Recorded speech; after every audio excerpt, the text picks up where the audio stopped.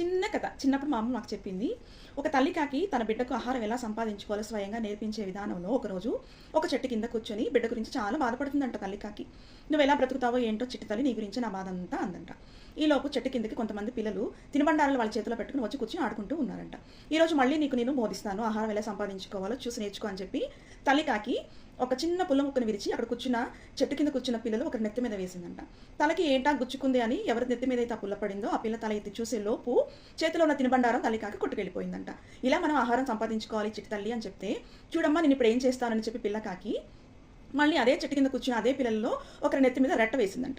నెత్తి మీద మళ్ళీ ఏంటి వెచ్చగా ఉందని చూసి తడుముకుని తేరుకునే లోపు తినుబండారం కొట్టుకెళ్ళిపోయిందంట పిల్లకాకి. అంతేనండి, తల్లికాకి తన బిడ్డ టాలెంట్ని చూసి నా బిడ్డ ఎంత తెలివిగలదో, నాకంటే చాలా తెలివిగలది అని చెప్పి మురుసుకుంటూ ఉందంట.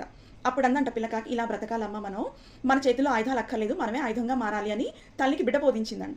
ఎలా ఉంది కథ?